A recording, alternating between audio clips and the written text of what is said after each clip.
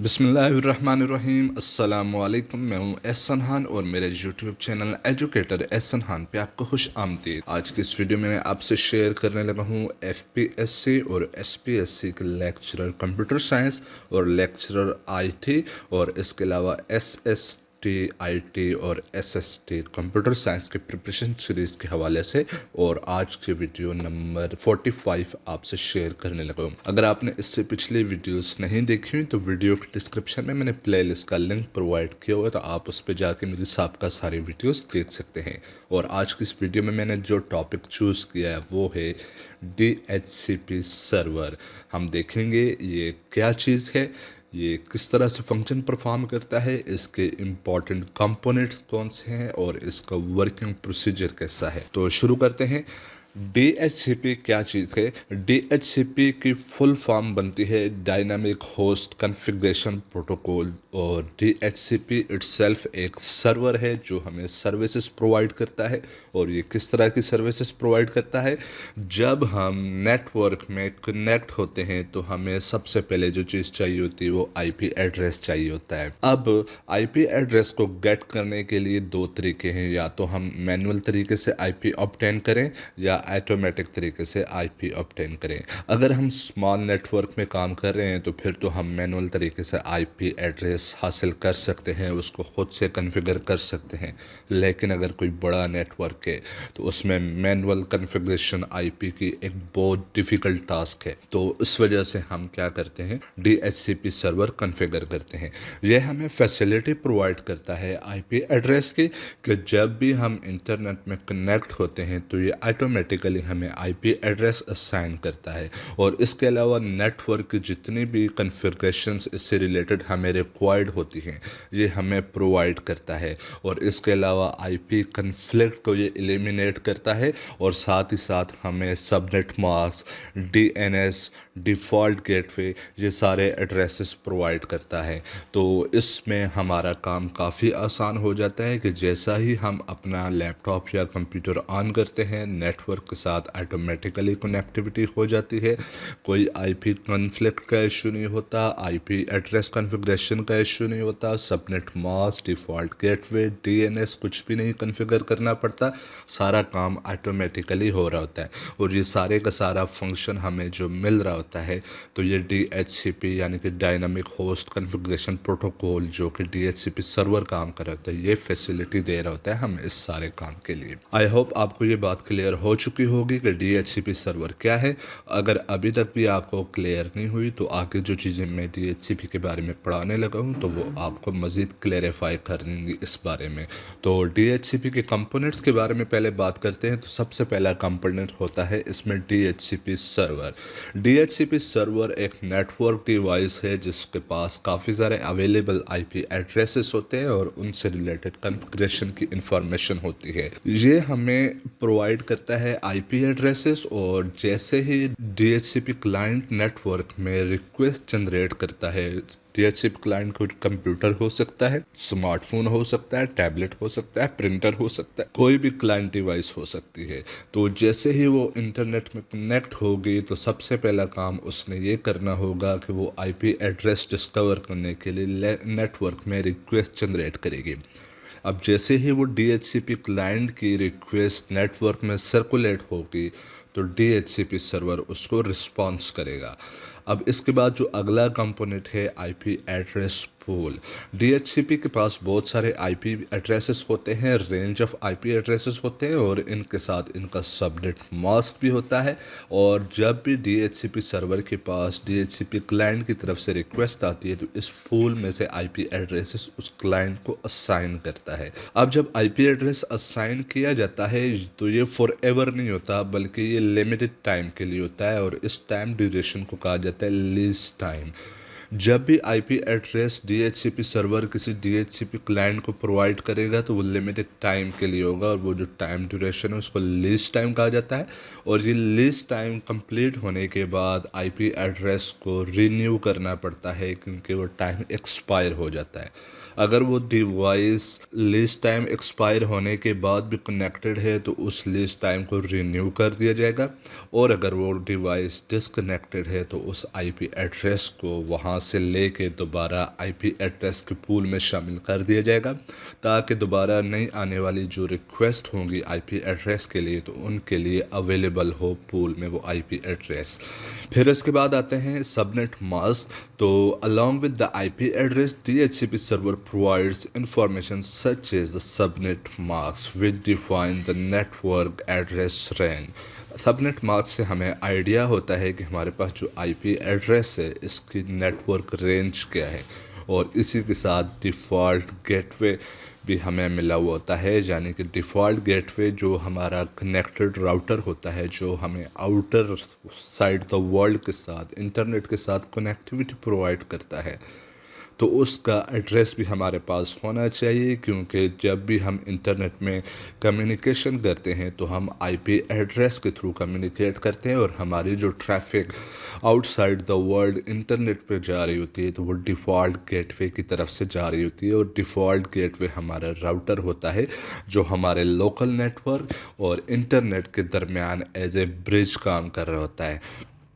پھر اس کے بعد مزید اگر بات کی جائے تو ڈی این ایس سرور ایڈریسز، کہ جب بھی ہم نے انٹرنیٹ میں کوئی بھی فنکشن پرفارم کرنا ہوتا ہے تو ہمیں ڈومین نیم سسٹم چاہیے ہوتا ہے تاکہ ہم ڈومین نیم ریزولیوشن پرفارم کر سکیں، کیونکہ جب بھی ہم نے انٹرنیٹ پہ جانا ہے ویب براؤزر پہ جا کے کوئی بھی چیز براؤز کرنی تو ہم اس کا ڈومین نیم ٹائپ کرتے ہیں، اس کے اگینسٹ آئی پی ایڈریس کو ریزالو کرنے کے لیے ہمیں جو فنکشن مل رہا ہوتا ہے وہ ڈی این ایس کے تھرو مل رہا ہوتا ہے۔ ڈی این ایس کے بارے میں اگر آپ کو آئیڈیا نہیں ہے تو اس سے پہلے میں آلریڈی ڈی این ایس پہ ویڈیو اپلوڈ کر چکا ہوں، آپ وہاں جا کے میری جو پلے لسٹ دی ہوئی ہے ڈسکرپشن میں اس پہ جا کے وہ ڈی این ایس والی ویڈیو لازمی دیکھ لیں، جس میں آپ کو اس کی مکمل تفصیل مل جائے گی۔ تو آئی پی ایڈریس کو ریزالو کرنے کے لیے ڈی این ایس سرور کا ہونا ضروری ہے، اور ڈی ایچ سی پی سرور ہمیں ڈی این ایس کا ایڈریس بھی پرووائڈ کرتا ہے کہ جب بھی ہم کوئی ڈومین نیم ٹائپ کرتے ہیں تو ہماری کیوری اس آئی پی ایڈریس پہ، یعنی کہ جو ڈی این ایس سرور کا ایڈریس ہوگا اس کے پاس جاتی ہے، اور ڈی این ایس نے اس کیوری کو ریزالو کر کے اس کے اگینسٹ آئی پی ایڈریس پرووائڈ کرنا ہوتا ہے، تو وہ جو بھی آئی پی ایڈریس ہمیں ملتا ہے ہم پھر اس متعلقہ سرور کو ایکسیس کر کے اپنی سروسز حاصل کرتے ہیں۔ اس کے علاوہ ڈی ایچ سی پی ریلے ایجنٹ کی اگر بات کی جائے تو یہ اس طرح سے یوز ہوتا ہے کہ سم ٹائم ہمارے پاس کوئی بڑا نیٹ ورک ہوتا ہے جس میں ملٹیپل سب نیٹس استعمال ہو رہے ہوتے ہیں، تو اس صورتحال میں ہم ڈی ایچ سی پی ریلے ایجنٹ استعمال کرتے ہیں۔ اس کا کام کیا ہوتا ہے کہ جب بھی ہمارے پاس ڈی ایچ سی پی سرور کی ریکویسٹ آتی ہے کسی ایک سب نیٹ میں،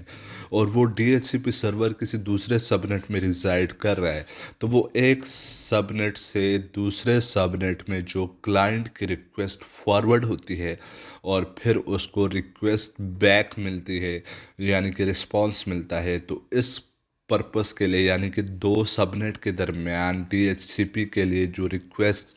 سینڈ اور ریسیو ہو رہی ہوتی ہے، تو اس کے لیے ہم جو استعمال کرتے ہیں ڈی ایچ سی پی ریلے ایجنٹ۔ تو یہاں تک تو بات ہو گئی کمپوننٹس کی، تو اس کے بعد ہم بات کرتے ہیں D H C P process کی۔ پروسیس کے بارے میں اگر بات کی جائے تو سب سے پہلے جو بھی ڈیوائس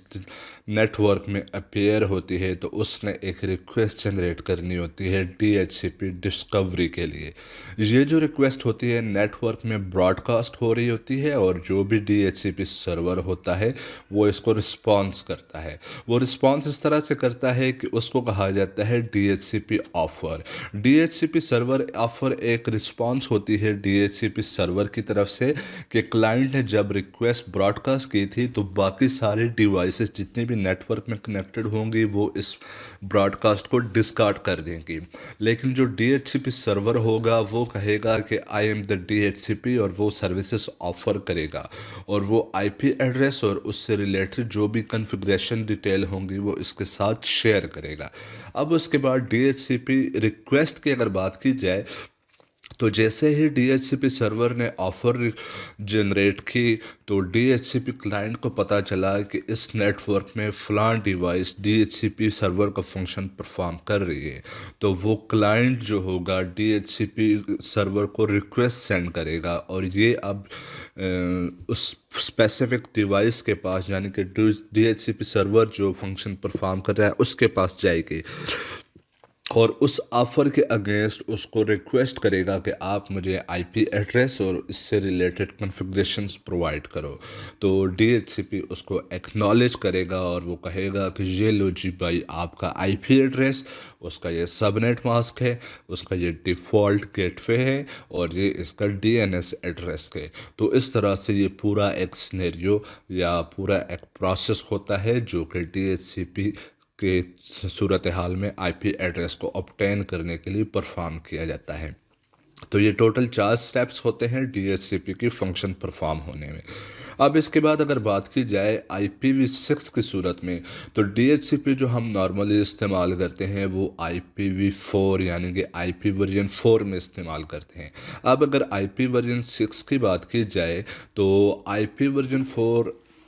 اور آئی پی ورژن 6 کے بارے میں ڈیٹیل میں انشاءاللہ عنقریب ویڈیو آپ کو پرووائڈ کروں گا، لیکن اگر آپ کو بیسک آئیڈیا ہے آئی پی ایڈریسز کا اور ہوپ فلی کہ اگر آپ یہاں تک پڑھ چکے ہیں تو آپ کو ڈیفینیٹلی آئی پی ایڈریسز کا آئیڈیا ہوگا۔